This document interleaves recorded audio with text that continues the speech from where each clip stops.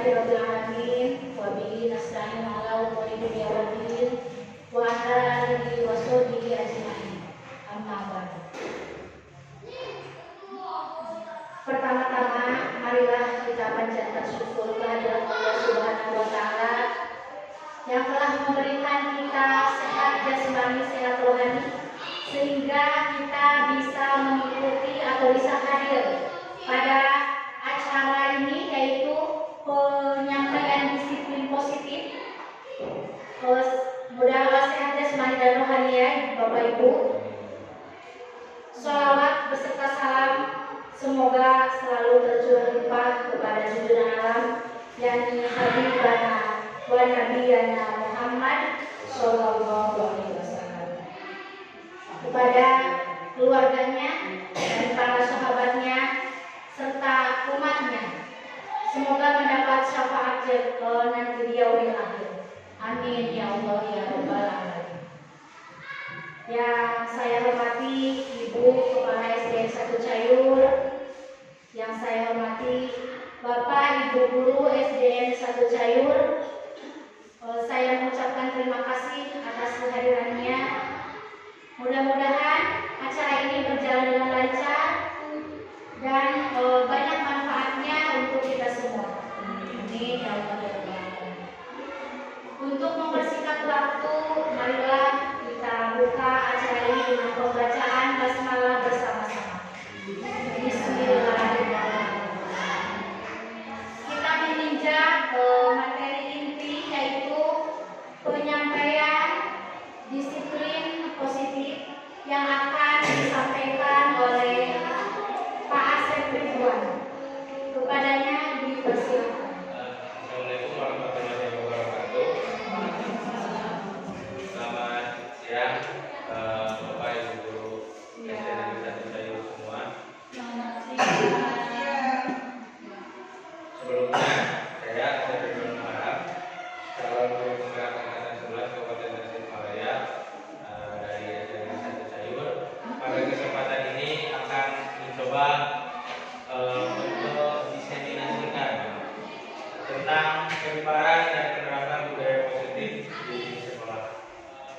Saya akan menyampaikan yang pertama tentang disiplin positif, kemudian juga motivasi perilaku manusia, selanjutnya ada posisi kontrol restitusi, kemudian keyakinan sekolah atau kelas, dan yang terakhir adalah segitiga restitusi.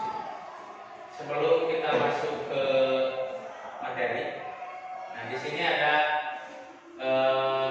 hal yang untuk kita coba. Yang pertama adalah Anda dan teman Anda akan melakukan kegiatan cobalah lupa. Anda adalah A. Tugas Anda adalah mengepalkan satu tangan Anda. Coba bayangkan bahwa Anda menyimpan sesuatu yang sangat berharga di dalam kepalan tangan. Nah, Anda perlu menjaga benda tersebut sekuat tenaga karena begitu pentingnya untuk kehidupan Anda. Nah, tugas B, rekan Anda adalah mencoba dengan segala cara untuk membuka kepalan tangan teman Anda. Ya, si B ini boleh membujuk, boleh menghardik, boleh mengintimidasi, boleh memarahi, boleh menggoda, menggelitik, bahkan menawari Anda uang agar Anda bersedia membuka kepalan tangan Anda. Bisa dipraktekkan? Bisa. Coba perasaan. Siapa yang mau berposisi sebagai A? Aku. Ya, siapa yang berposisi sebagai B? Coba, yang A tadi tugasnya ini. Bayangkan bahwa di dalam kepala tangan Anda itu ada sesuatu yang berharga, baik emas atau harta benda atau apa.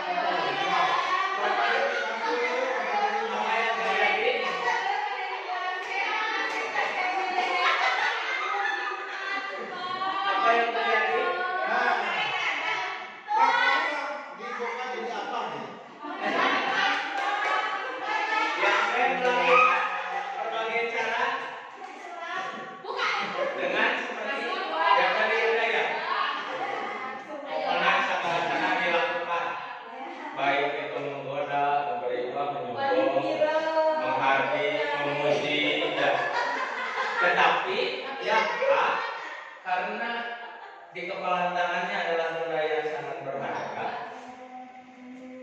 apakah akan berbeda? Tidak. Apakah akan merasa terintimidasi? Tidak. Untuk sehingga akhirnya membuka? Kalau misalkan yang A pada akhirnya sampai membuka, berarti dirinya itu masih apa? Masih tidak kuat imannya ya? Tidak kuat. Tidak di pertahanan dirinya itu masih belum teruji gitu, karena masih bisa digoda. Karena kalau misalkan kita kembali ke kehidupan sebelumnya, pada masa sekarang, ketika kita punya barang berharga, itu kita akan mempertahankan dengan sekuat tenaga. Kecuali kalau kita misalnya dalam posisi memang sangat membutuhkan, biasanya suka gampang tergoda. Ya. Itu sedikit hiburan sebelum materi. Ya. Kita awali dengan miskonsepsi tentang makna kontrol yang disampaikan oleh Dr. William Messer. Dia merupakan seorang psikiater dan pendidik. Nah, ilusi guru mengontrol murid. Nah, di sini dijelaskan menurut beliau bahwa guru tidak dapat memaksa murid untuk melakukan sesuatu jika murid tersebut memilih untuk tidak melakukannya. Meskipun terlihat seperti guru mengontrol perilaku murid, sebenarnya kontrol itu terjadi karena murid mengizinkannya. Teori kontrol menyatakan bahwa setiap perilaku memiliki tujuan, bahkan jika itu adalah perilaku yang tidak disukai. Nah, kemudian yang berikutnya adalah bahwa ilusi bahwa kritik dan membuat orang merasa bersalah dapat menguatkan karakter. Kritik dan rasa bersalah digunakan untuk mengontrol murid menuju identitas gagal, membuat mereka merasa buruk tentang diri mereka dan mengembangkan dialog diri negatif.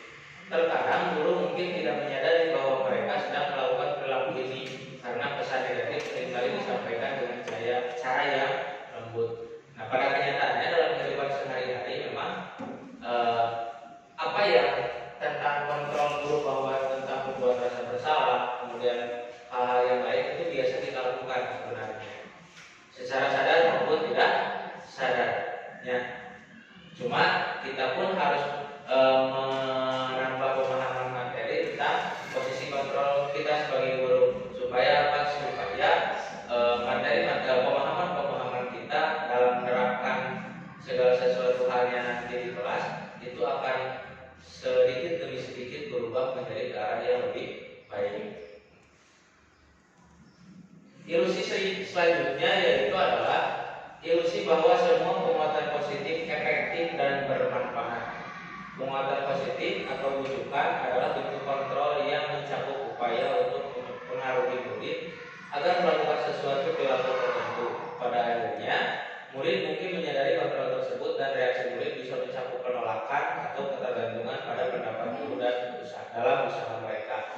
Nah, hal ini juga kita alami di kelas. Ya, kalau misalkan anak selalu kita kontrol sesuai kemauan kita, lama-kelamaan dia itu akan ketergantungan kepada kontrol yang kita berikan.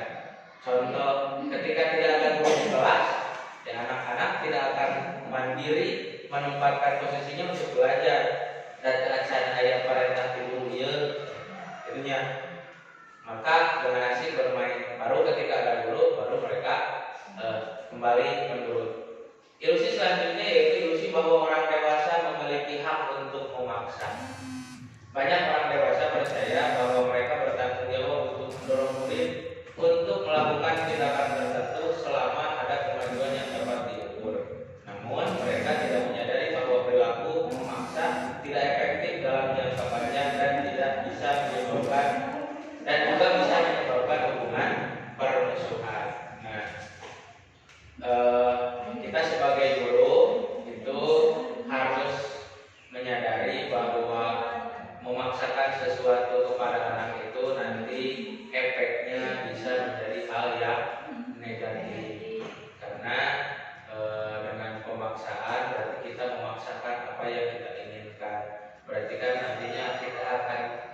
bertindak sebagai penghukum kalau misalkan anak tersebut tidak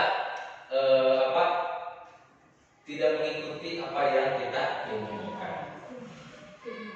Selanjutnya, perubahan paradigma stimulus respon pada pendekatan teori kontrol. Menurut Stephen R.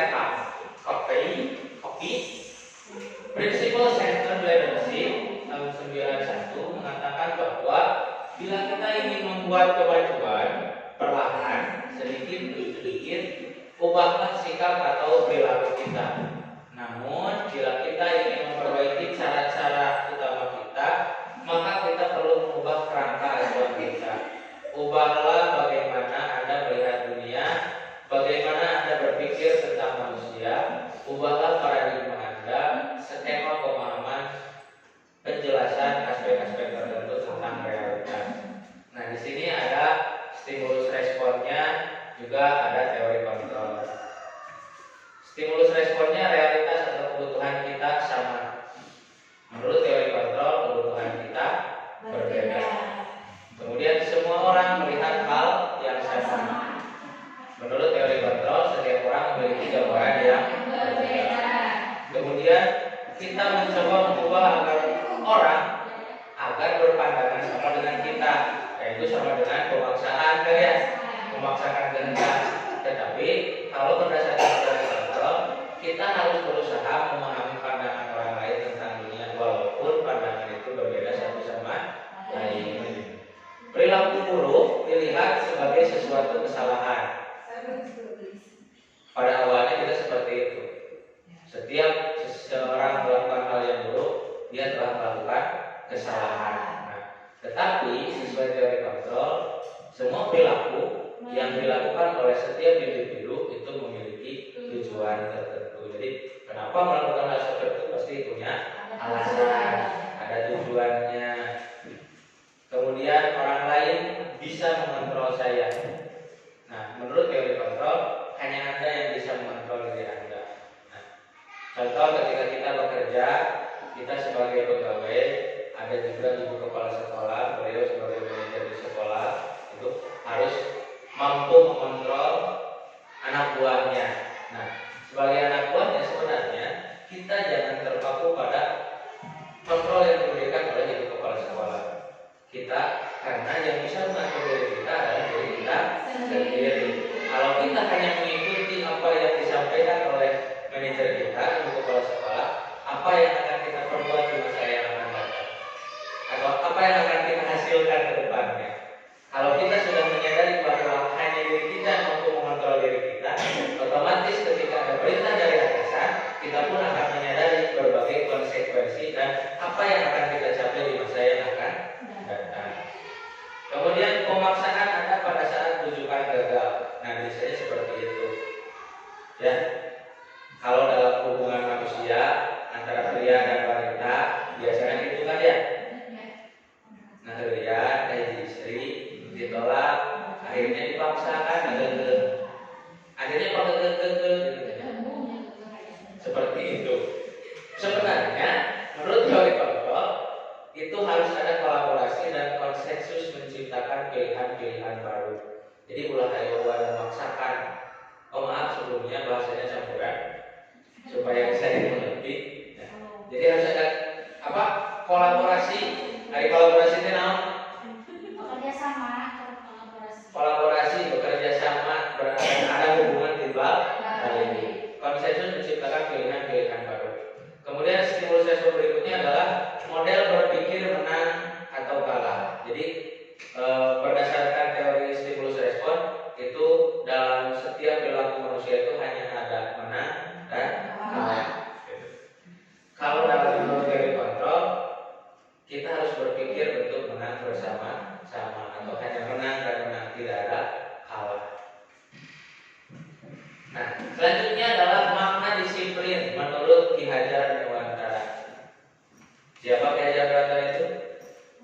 Bapak Pendidikan Indonesia. Ada yang masih ingat semboyan Ki Hajar Dewantara itu apa? Ingarso Sunggulo Ing Madyo Mamun Sarso Tuturi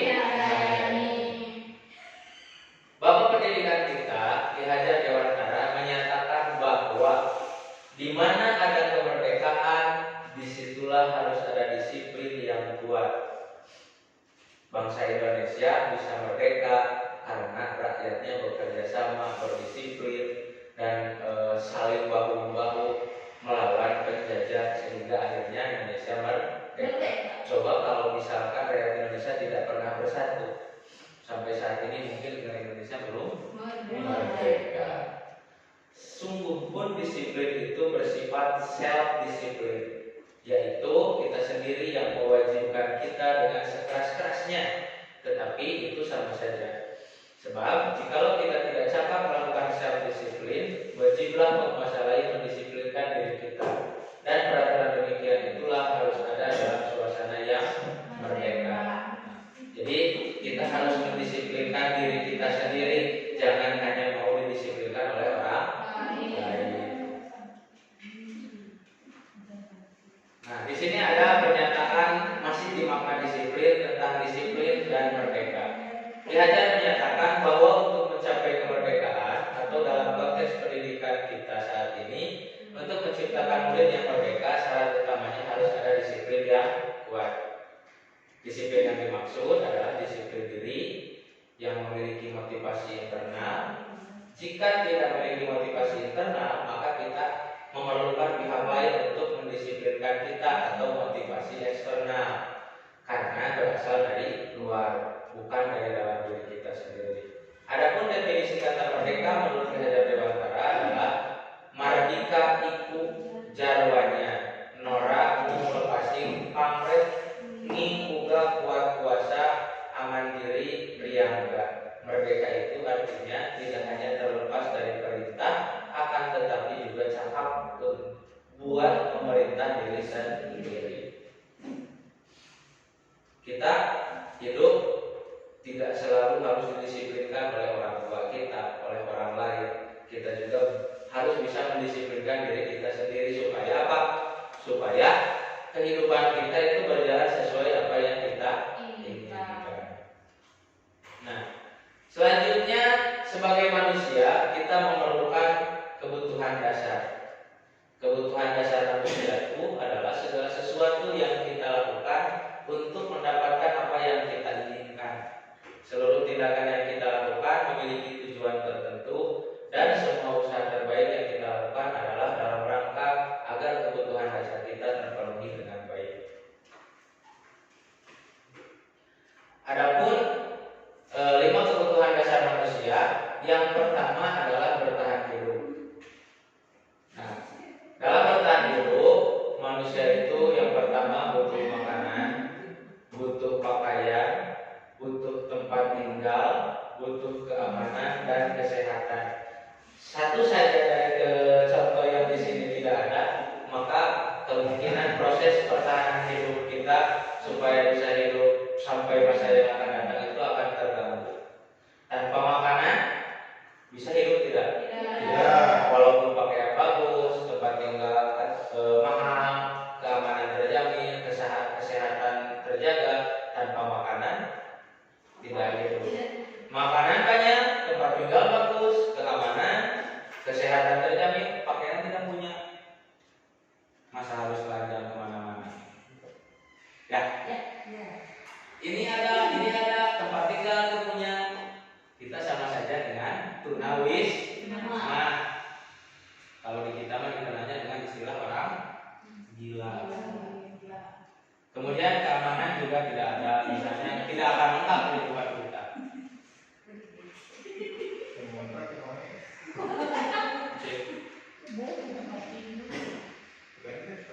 Kemudian 5 kebutuhan dasar manusia yang kedua adalah kasih sayang dan rasa diterima.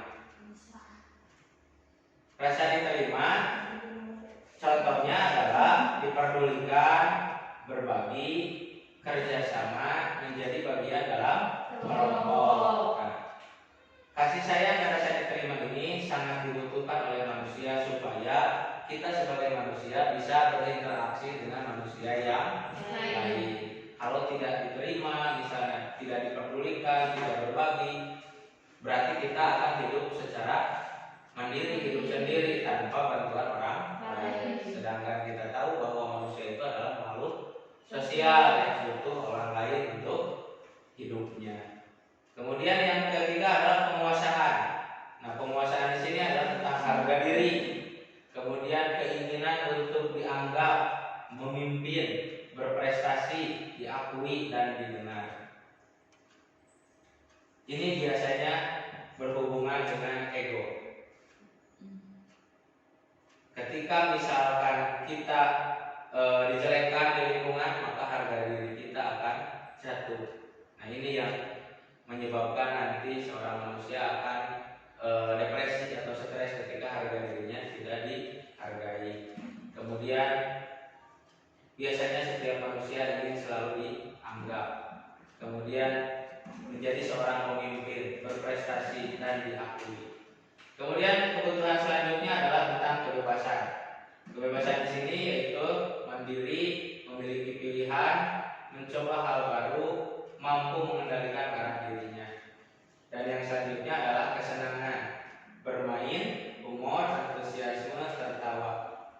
Kelima kebutuhan dasar manusia ini biasa kita rasakan dalam kehidupan kita sehari-hari.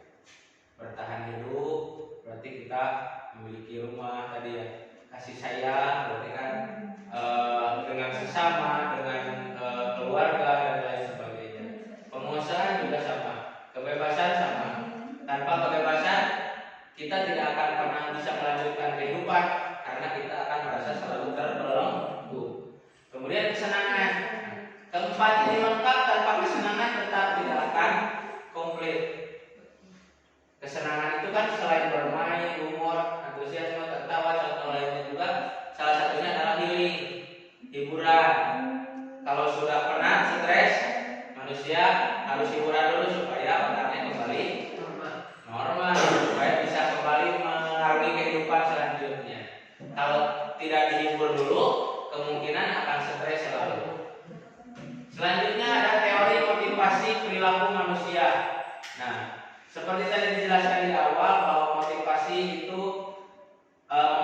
manusia itu ada beberapa. Yang pertama ada motivasi eksternal, kemudian ada motivasi internal. Contoh motivasi eksternal yang pertama adalah untuk menghindari ketidaknyamanan atau hukuman. Biasanya seperti itu kan ya. Kita kalau tidak mau dihukum oleh kepala sekolah atau oleh guru, biasanya punya motivasi tersendiri dari dalam diri kita. Kalau tidak mau dihukum berarti saya harus seperti ini. Saya harus menunjukkan saya seperti ini. Kemudian juga untuk mendapatkan imbalan atau penghargaan dari orang lain sama. Kalau misalnya kita kerja leha-leha atau kita belajar dengan tidak tekun, apakah akan mendapatkan imbalan berupa nilai yang baik? Tidak. Tetapi kita harus menyadari bahwa mendapatkan imbalan itu merupakan motivasi. Untuk mendapatkan imbalan, kita harus punya motivasi eksternal, dorongan dari orang lain. Nah, kemudian untuk motivasi internal, yaitu adalah untuk menjadi orang yang merdeka, yang mereka inginkan dan menghargai diri sendiri dengan nilai-nilai yang mereka percaya. Ini adalah motivasi internal, tujuan disiplin positif. Seperti itu. Nah, selanjutnya adalah hukuman, konsekuensi dan restitusi. Apa sih itu restitusi? Proses menciptakan. Restitusi adalah proses menciptakan kondisi bagi murid untuk memperbaiki kesalahan mereka sehingga mereka bisa kembali kepada kelompok mereka dengan karakter yang lebih kuat. Menurut Gosen, restitusi juga merupakan proses kolaboratif yang mengajarkan murid untuk mencari solusi untuk masalah mereka, membantu murid berpikir tentang orang seperti apa yang mereka inginkan dan bagaimana mereka harus memperlakukan orang lain. Jadi intinya restitusi itu adalah menciptakan satu kondisi untuk memperbaiki kesalahan dan menyadari kesalahan yang telah dilakukan. Nah, ini perbedaan antara hukuman, konsekuensi dan restitusi. Ketika hukuman itu biasanya tindakan tidak berencana atau tiba-tiba. Contoh, ketika kita menemukan murid yang nakal di kelas, refleks kita sebagai guru biasanya langsung berdiri di depan kelas atau lari. Nah, tiba-tiba tidak direncanakan, hukumannya pun bisa berbeda-beda. Hukumannya bisa fisik, bisa non fisik. Fisik mah berupa lari, berdiri di depan kelas. Kalau non fisik itu bisa kita marah-marahi semau kita. Kemudian murid tidak tahu apa yang akan terjadi atau tidak dilibatkan. Nah, ketika kita menghukum sebagai hukuman gitu ya, guru itu tidak akan pernah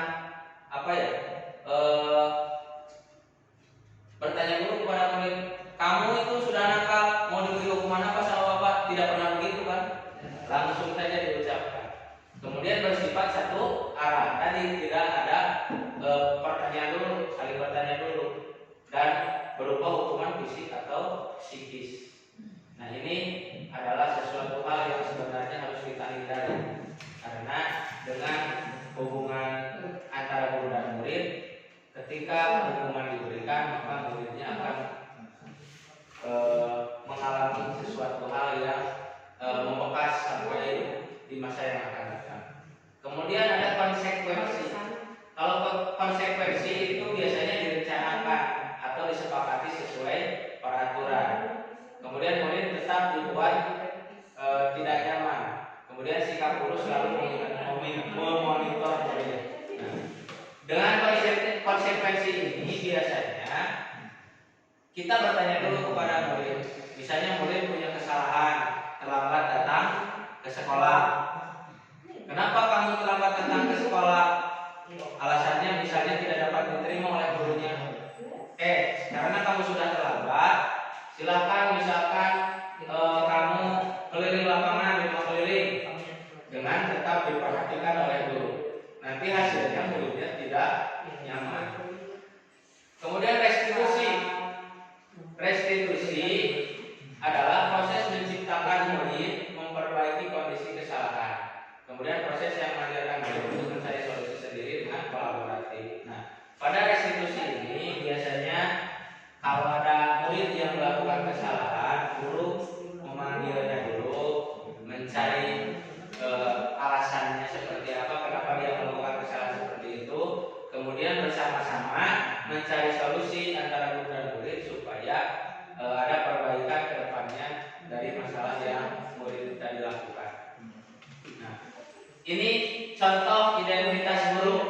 Ada identitas gagal dan ada identitas sukses. Tadi ada hukuman, ada konsekuensi dan restitusi. Nah, konsekuensi dan restitusi itu adalah merupakan salah satu langkah untuk melengkapi disiplin positif. Hukuman. Nah, kenapa disebut identitas gagal? Karena hukuman adalah sesuatu yang menyakitkan.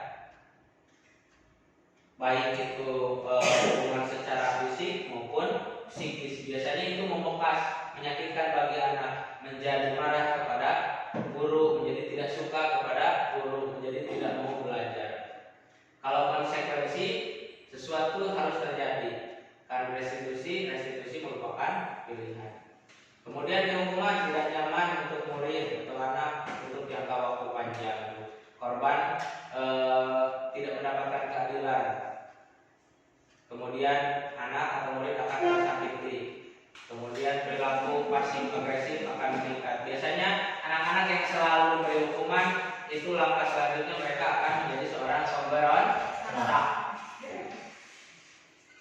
Kemudian sistem juga tidak akan berjalan bila murid tidak takut. Karena keseringan dihukum biasanya anak-anak menjadi kebal. Sudah sering dihukum, jadi kebiasaan. Jadi tidak takut lagi karena keseringan diberi hukuman. Nah, ini merupakan adalah tindakan yang negatif yang dilakukan guru kepada murid. Kalau untuk konsekuensi itu adalah tindakan netral, karena di sini guru harus menjadi seorang pemantau. Pernah dengar istilah CCTV? CCTV itu memantau setiap CCTV itu. Nah, ini maksudnya untuk konsekuensi. Kemudian restitusi. Nah, ini yang positif yang harus dilakukan oleh seorang guru. Jadi ketika menemukan anak yang bermasalah, dia harus melakukan kegiatan restitusi supaya apa? Supaya anak-anak itu tidak terbebani, kemudian menyadari kesalahannya, sehingga kedepannya diharapkan anak tersebut mampu berubah dan memperbaiki kesalahannya. Masih seperti tadi, ini tentang hukuman, konsekuensi dan restitusi. Bisa dilihat di layar. Murid anak belajar menyembunyikan kesalahan. Kalau karena takut dihukum biasanya sok ngabohongnya. Kalau misalkan anak-anak yang suka dihukum biasanya ngabohong, tapi tidak melakukan kesalahan padahal dia. Kemudian, mencoba mengontrol anak dengan penguatan negatif. Misalnya didenda. Yang tidak mengerjakan PR didenda.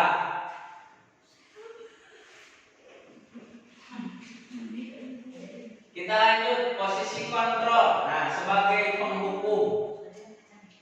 Kan tadi posisi kontrol manusia itu ada 5: penghukum, pembuat rasa bersalah. Posisi kontrol di restitusi ya, maaf. Ada 5, ada penghukum, pembuat rasa bersalah, sebagai teman, pemantau, dan manajer. Ini sebagai penghukum. Definisinya seperti ini. Seorang penghukum bisa menggunakan hukuman fisik maupun verbal.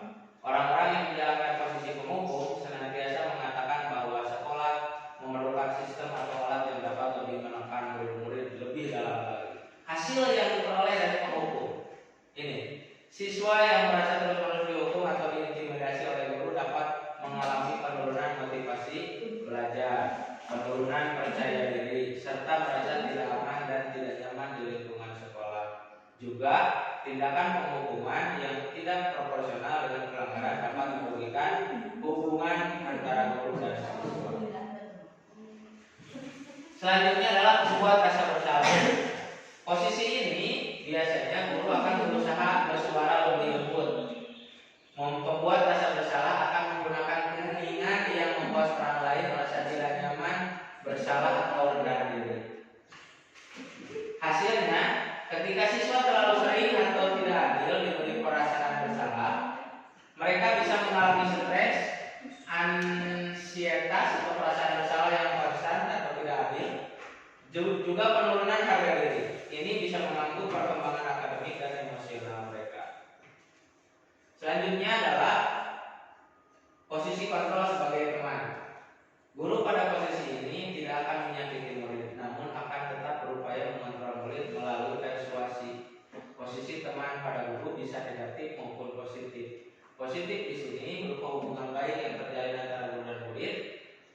Posisi guru di posisi teman menggunakan hubungan baik dan humor untuk mempengaruhi seseorang. Nah, pada kenyataannya yang kita alami sekarang itu guru kebanyakan berposisi di sini. Sesuai perkembangan kurikulum. Jadi kita harus dekat dengan anak. Kita sudah tidak mengalami posisi guru yang penghukum, walaupun masih ada tetap. Pembuat rasa bersalah juga sebenarnya jarang sih, tapi memang masih ada. Kebanyakan di posisi sebagai teman. Kebanyakan guru saat ini dekat dengan murid. Tetapi ada yang positif, ada yang negatif. Yang positif, kedekatan guru dan murid itu kita menjadi mudah mengendalikan murid. Negatifnya, karena misalnya tidak ada rambu-rambu, tidak ada batasan, sehingga anak menjadi seenaknya kepada guru. Mereka sangat berani kepada gurunya karena tidak ada jarak di antara kita. Hasilnya, murid akan merasa senang dan akrab dengan guru, kan? Ini termasuk dampak positif. Hanya saja di sisi negatif, murid menjadi tergantung pada guru tersebut. Bila ada masalah, dia merasa bisa mengandalkan guru tersebut untuk membantunya. Nah, anak juga bisa jadi manja kalau kita memposisikan diri sebagai teman tanpa ada batasan. Selanjutnya sebagai pemantau atau CCTV. Pemantau atau memantau berarti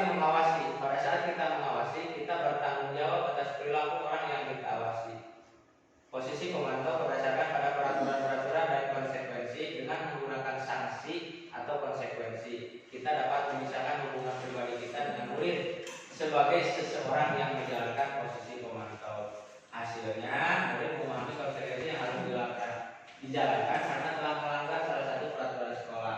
Guru tidak menunjukkan suatu emosi yang berlebihan, menjadi marah atau membuat merasa bersalah. Selanjutnya adalah sebagai manajer. Nah, posisi terakhir sebagai manajer adalah posisi di mana guru berbuat sesuatu bersama dengan murid, mempersilahkan murid mempertanggungjawabkan perilakunya, mendukung murid agar dapat menemukan solusi atas permasalahannya sendiri. Kemudian seorang manajer telah memiliki keterampilan di posisi teman maupun pemantau, dan dengan demikian bisa jadi di waktu-waktu tertentu kembali pada kedua posisi tersebut jika diperlukan. Nah, ini adalah, kalau menurut saya, ini adalah posisi yang harus dimiliki oleh guru sekarang, harus dilakukan sebagai manajer. Kenapa? Karena hasilnya pendekatan manajer lebih menekankan pada pengajaran tanggung jawab, resolusi masalah, pengembangan keterampilan siswa dalam mengelola perilaku mereka sendiri. Ini menciptakan suasana yang lebih kolaboratif dan dapat membantu siswa belajar dari kesalahan mereka. Ini sesuai dengan kurikulum Merdeka yang sekarang sudah mulai diterapkan di sekolah kita, walaupun masih di kelas 1 dan kelas 4. Kenapa kan kebebasan? Nah, kalau misalkan ini dilakukan sebagai manajer, maka hasilnya nanti kemungkinan hasil belajar anaknya semakin meningkat. Nah, ini adalah motivasi tadi. Motivasi itu ada motivasi eksternal, motivasi internal atau intrinsik atau ekstrinsik ya. Ada identitas gagal, perilaku kontrol negatif sebagai penghukum dan pembuat orang bersalah. Ini adalah posisi kontrol atau perilaku kontrol negatif. Kemudian yang positif atau identitasnya berhasil itu sebagai teman dan pemantau. Dan yang terakhir adalah sebagai kontrol diri, yaitu sebagai manajer. Di sini ada contoh. Guru berbuat.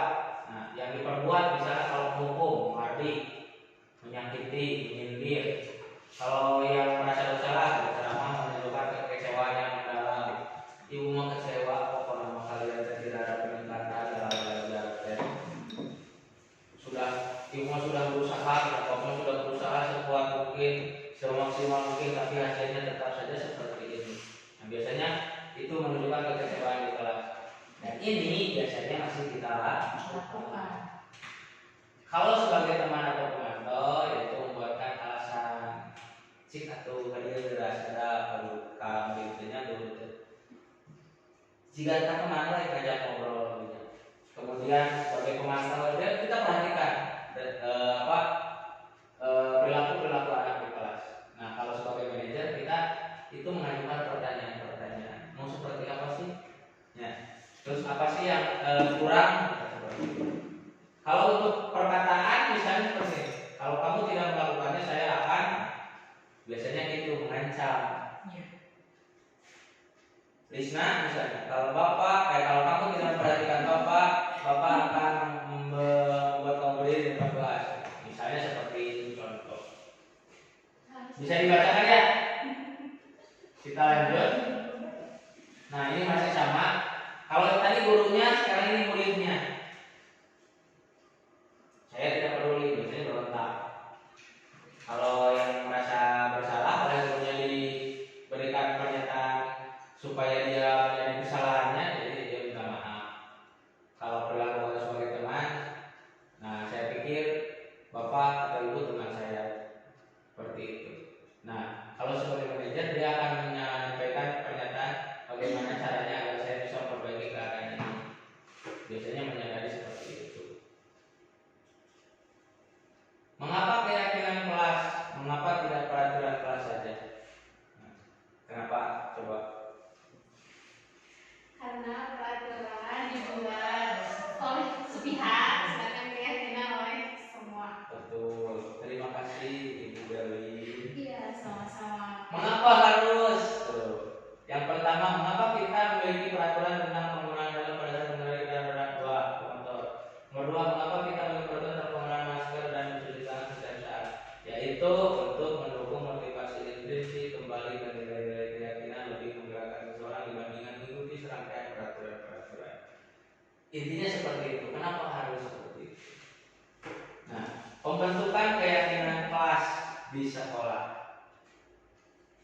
Keyakinan kelas itu bersifat lebih abstrak daripada peraturan yang lebih rinci dan konkret. Keyakinan kelas berupa pertanyaan-pertanyaan universal, pernyataan. Pernyataan keyakinan kelas senantiasa dibuat dalam bentuk positif. Jangan pernah membuat keyakinan kelas dalam bentuk kalimat negatif. Keyakinan kelas singkatnya tidak terlalu banyak sehingga mudah diingat dan dipahami oleh semua warga kelas. Contoh misalkan, kalau dalam peraturan kita menemukan kata siswa harus hadir 15 menit sebelum belajar dimulai. Kalau di peraturan terlalu panjang.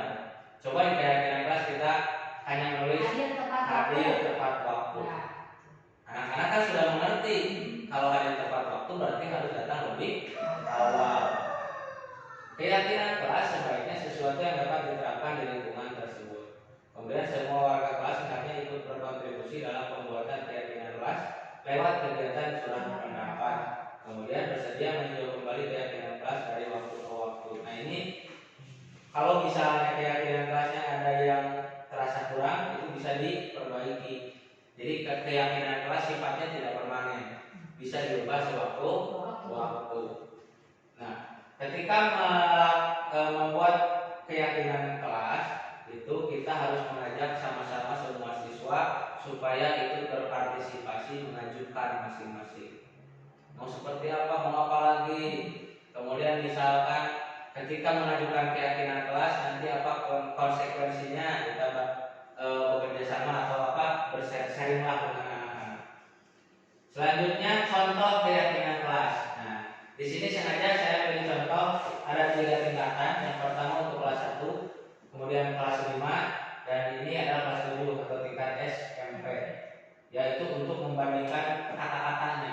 Nah, untuk kelas 1 contohnya seperti setiap anggota kelas perlu belajar, sehingga dengan membaca ini anak itu akan berpikir, oh iya ya, setiap anggota kelas itu perlu belajar, jadi jangan sampai dia mengganggu orang lain.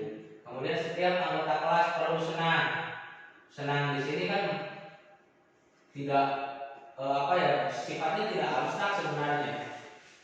Kalau hanya membaca senangnya saja bisa saja kelas jadi ramai, jadi tidak kondusif, tidak terkendali, tetapi senang dalam belajar maksudnya.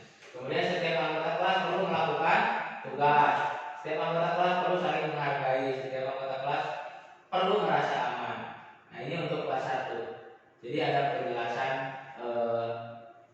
kalau hanya merasa aman, kemungkinan di kelas 1 masih belum paham ke sana karena masih tingkat dasar. Nah kalau sudah kelas atas, kelas 5, kata-katanya singkat saja, selalu bersikap positif.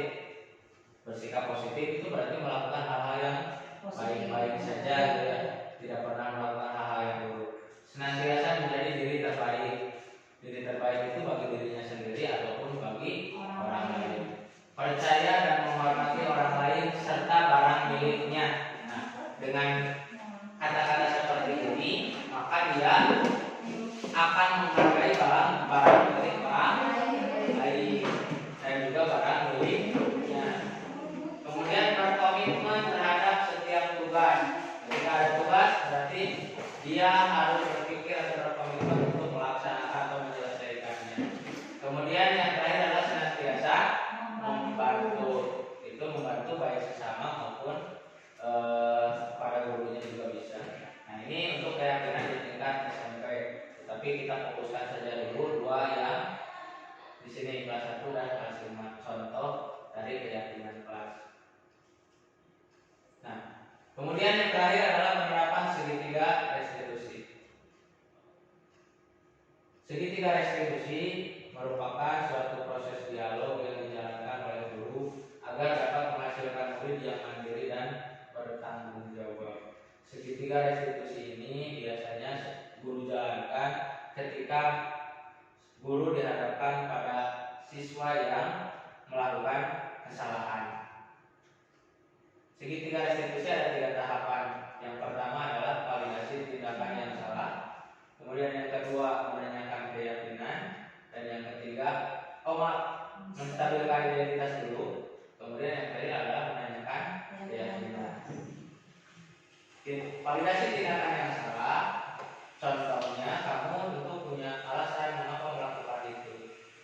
ditanya dulu, divalidasi dulu, dibuktikan dulu kesalahannya.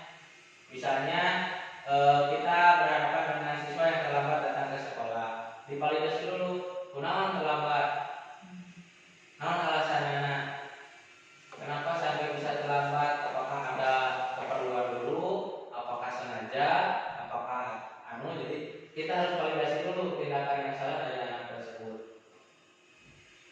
Kemudian yang kedua adalah menstabilkan identitas. Biasanya siswa yang melakukan kesalahan itu berada pada tingkatan emosi yang labil. Berarti kita stabilkan dulu emosinya, diajak bicara dulu dengan cara berikan pernyataan. Contoh, setiap orang pasti pernah melakukan kesalahan.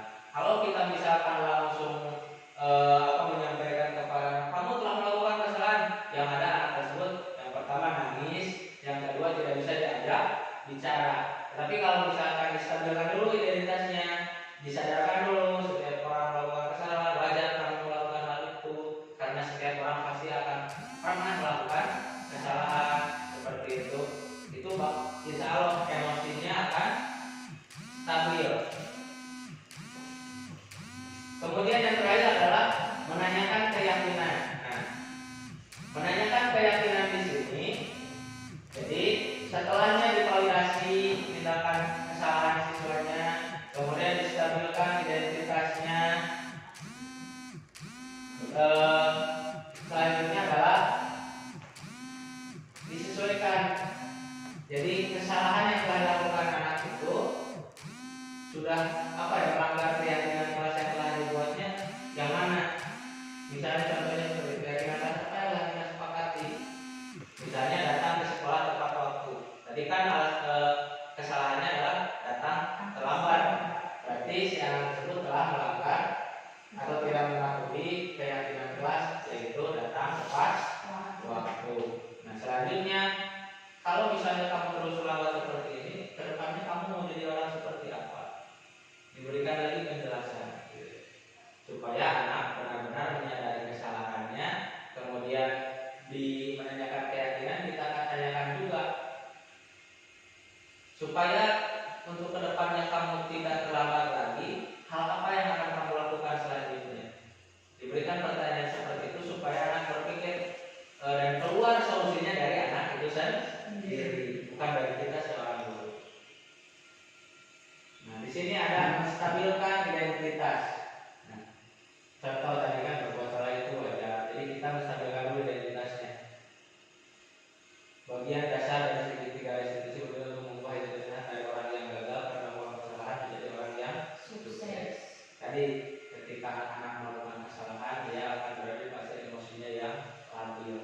Jadi akan mudah tersinggung, was-was, merasa terancam seperti itu. Tapi kalau bisa diajarkan secara baik-baik, ini contoh kalimat-kalimatnya, kita menjelaskan dengan dengan sopan, dengan suara yang lembut kepada anak yang berbuat kesalahan, bahwa berbuat kesalahan itu aja, tidak ada manusia yang sempurna. Bapak Ibu juga pernah melakukan hal itu. Itu akan sedikit menenangkan, lebih tenang, jadi lebih mudah diajak bicara. Kemudian validasi tindakan yang salah. Nah, setiap tindakan yang kita lakukan dengan satu tujuan, yaitu memenuhi kebutuhan dasar. Menurut teori kontrol, semua tindakan manusia baik atau buruk pasti memiliki maksud dan tujuan. Jadi divalidasi dulu tindakannya. Kenapa terlambat? Misalnya, atau kenapa kamu berisik di kelas? Kan biasanya kalau kita sedang mengajar ada satu anak yang bilangnya saja, misalnya berisik atau mengganggu teman, tanya dulu, jangan langsung dimarahi, dipanggil dulu kalian gitu namun kita alasannya namun atau mau kayak yang baik di kelas kayak namun gitu kan, ditanya dulu ya alasannya. Tuh, kamu pasti punya alasan mengapa melakukan hal itu. Tadi bahwa ini kembali ke kebutuhan dasar manusia. Kebutuhan apa yang anak tersebut perlu terpenuhi, kita akan mengetahuinya ketika kita memvalidasi tindakan yang salah.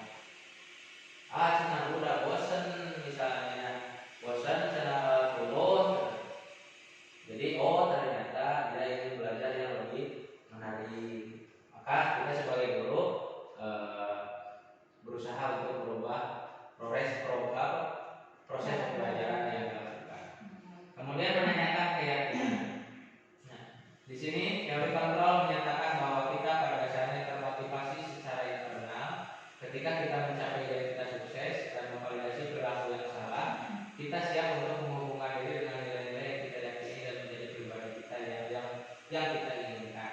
Nah, seperti tadi menanyakan keyakinan, langkah kecilnya ketika dalam belajar adalah menanyakan keyakinan kelas dulu. Jadi setelah tadi ditanyakan alasan mengapa terlambat, kemudian dihubungkan dengan keyakinan kelas. Telah melanggar keyakinan yang mana, terus nanti diberikan solusi untuk selanjutnya ke depan, supaya kamu tidak kesiangan lagi. Kamu harus bagaimana atau kamu mau bagaimana? Nanti anak akan menjawabnya sendiri, dia memberikan solusi sendiri. Nah, kalau tidak ditepati misalnya solusi yang diberikan oleh anak tersebut, baru guru akan memberikan konsekuensi, bukan hukuman ya, konsekuensi.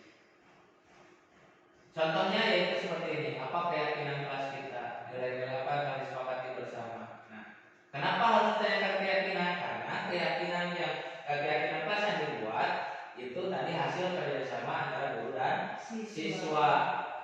Jadi mereka pun pasti menyadari, oh hari itu ada diajukan oleh kita murid-murid, sehingga berupaya supaya keyakinannya tidak dilanggar.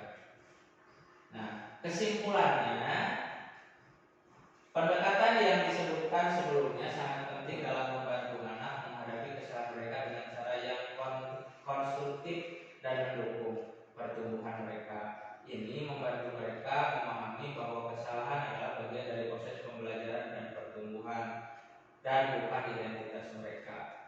Menanamkan gagasan bahwa kesalahan adalah peluang untuk belajar dan tumbuh adalah prinsip yang sangat berharga dalam pendidikan. Dengan mendekati anak dengan empati, kita dapat membantu mereka merasa lebih nyaman dalam belajar dari kesalahan mereka dan mengembangkan kemampuan untuk mengatasi masalah.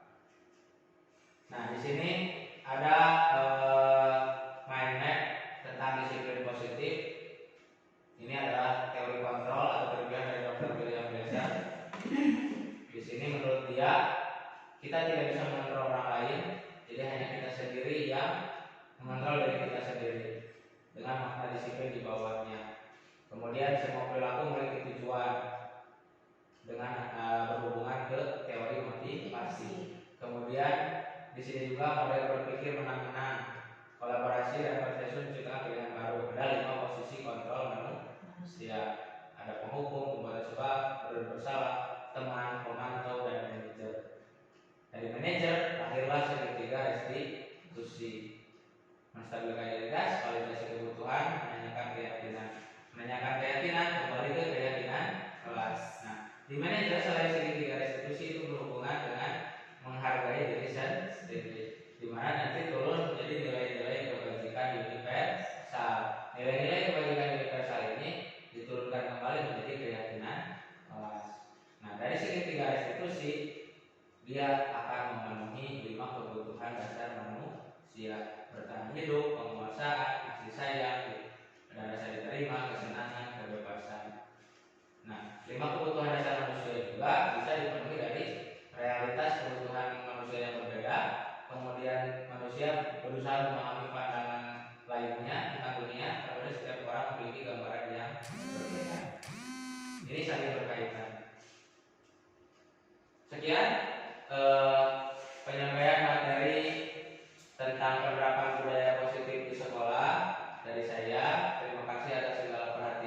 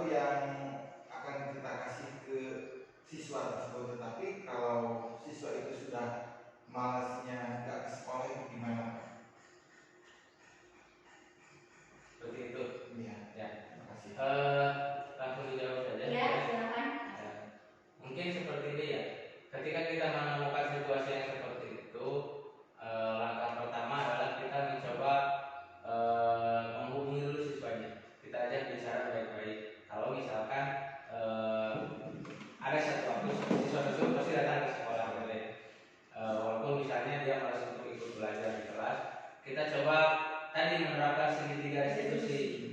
Jadi validasi dulu kenapa sampai tidak mau sekolah atau tidak mau belajar, kemudian alasannya apa, gitu kan ya. Kemudian setelah itu cari solusi sama-sama. Tetapi memang kalau misalnya itu tetap tidak sukses, ya, langkah selanjutnya yang mungkin adalah dengan cara konsultasi kepada ibu kepala sekolah supaya bisa berhubungan dengan orang tua.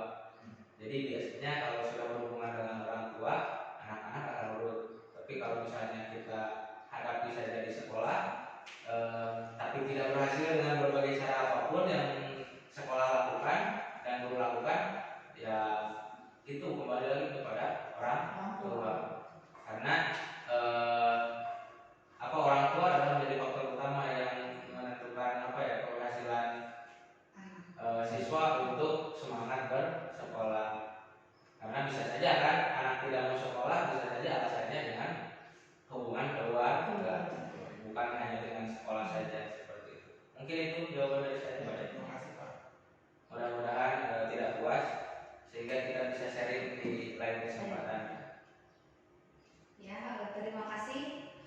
Mungkin acara penyampaian materi atau budaya positif kita tutup dengan pembacaan dalam bersama-sama. Alhamdulillahirobbilalamin. Wassalamualaikum warahmatullahi wabarakatuh.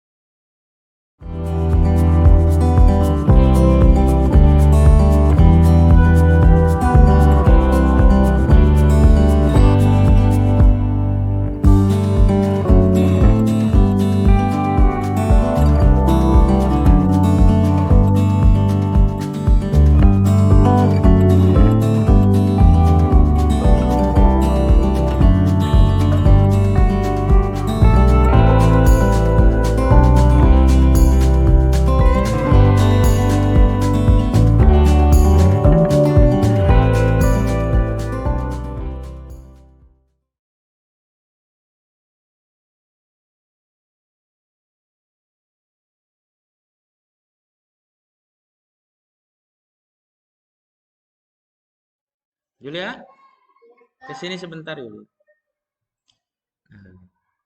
Apa kabar hari ini? Baik. Alhamdulillah ya. Dari mana? Habis jajan? Iya. Kita ngobrol-ngobrol sebentar ya. Bapak mendengar bahwa tadi di ruang guru itu guru-guru ngobrol-ngobrol tentang, kalau tidak salah tadi katanya kamu habis bertengkar dengan Wita ya? Nah, kenapa kamu bertengkar dengan Wita? Habisnya Wita mencontek hasil pekerjaan PR rumah saya, Pak. Oh begitu. Sebenarnya gini, mencontek memang salah ya, jangan dilakukan. Tapi memang setiap manusia itu wajar memiliki kesalahan ya, wajar melakukan kesalahan. Jadi alangkah baiknya misalnya kalau kamu juga bersikap marah karena kamu tidak senang dengan apa yang dilakukan oleh Wita ya. Apa sih yang kamu lakukan kepada Wita? Saya marah-marah dan saya maki-maki dia dan tanpa sadar saya mendabrak mejanya. Oh begitu. Kamu berbuat seperti itu kenapa? Alasannya seperti apa? Wita terus saja mencontek PR saya dan tidak mau berusaha sendiri. Pantesan kalau begitu kamu merasa tidak senang, tidak rela hasil pekerjaanmu dicontek begitu saja ya. Nah, tapi alhamdulillah apa yang kamu lakukan kepada Wita juga tidak berlebihan seperti itu masih bisa dikatakan dengan wajar. Bapak sangat menghargai tindakan yang kamu perbuat itu tidak lebih buruk, apalagi misalnya sampai bahkan memukul. Eh, Sekarang mari kita pikirkan tindakan kamu marah sampai mengebrak meja itu apakah sudah sesuai dengan keyakinan kelas kita yang telah kita buat sebelumnya. Tidak, Pak. Nah, menurut kamu keyakinan kelas apa sih yang telah kamu langgar? Hmm? Keyakinan kelas apa yang telah kamu langgar? Kan kita telah membuat keyakinan kelas ya, kesepakatan kelas maksudnya seperti itulah. Di kesepakatan kelas kan ada beberapa poin ya. Nah, menurut kamu yang kamu telah langgar dari kesepakatan kelas kita itu poin yang mana? Menghormati antar. Nah, eh, kamu telah meyakini bahwa kamu telah melanggar keyakinan kelas kita pada poin menghormati antar teman. Karena gini ya, di sekolah itu kita hidup bareng-bareng, ya hidup belajar bersama. Harus saling menghormati antar sesama, ya. Jadi menurut kamu menghormati antar sesama itu penting tidak? Penting ya. Eh, Pentingnya itu kenapa? Menurut kamu menghormati sesama teman itu kenapa bisa disebut penting? Karena bisa membuat suasana kelas menjadi nyaman, tertib, dan aman ya. Nah, eh, setelah kamu menyadari bahwa telah melanggar kesepakatan kelas tentang apa tidak menghormati sesama teman, apa yang akan kamu lakukan selanjutnya? Saya akan melaporkan kalau ada yang mencontek, saya akan melaporkan ke guru mata pelajaran atau kepada Mm-mm. ke wali kelas saya. Ya, termasuk Bapak sarankan juga bahwa kamu harus bisa mengontrol emosi lebih baik, lebih sabar ya. Jadi jangan dulu marah-marah, tapi alangkah baiknya kalau misalkan kita lebih sabar dulu, hadapi dulu dengan tenang. Tadi apa yang kamu sampaikan juga telah tepat bahwa ketika ada yang mencontek, kamu akan melaporkan kepada guru kelas atau kepada guru bidang. Itu sangat bagus. Efeknya nanti bahwa kedepannya diharapkan tidak ada lagi teman-teman kita yang mencontek ya. Terima kasih atas apa yang telah kamu sampaikan. Mudah-mudahan kamu bisa merubah sikap untuk kedepannya seperti yang telah tadi kamu sampaikan. Silahkan kalau mau istirahat kembali. Terima kasih. Ya. Assalamualaikum warahmatullahi wabarakatuh. Nama saya Yulia dari kelas 6B. Saya sangat senang sekali diajak diskusi dengan Pak Asep untuk dapat mengendalikan diri dari amarah karena perilaku teman sekelas saya. Saya harus banyak belajar bersabar menghadapi teman-teman.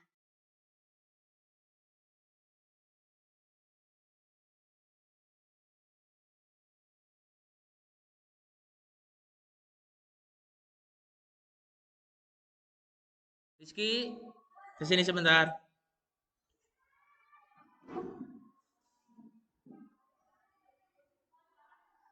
Apa kabar hari ini?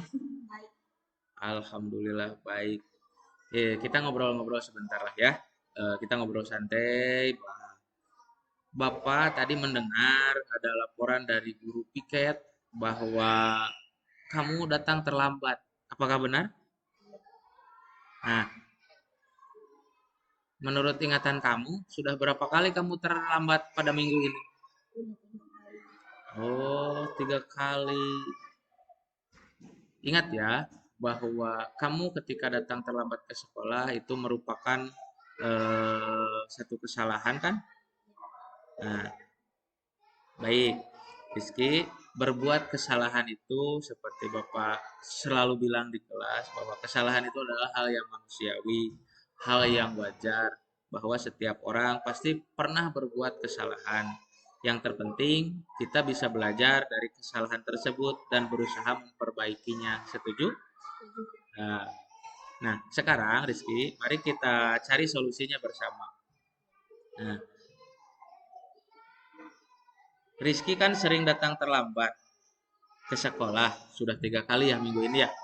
Nah, alasannya kenapa kamu terlambat ke sekolah? Karena saya sering main HP,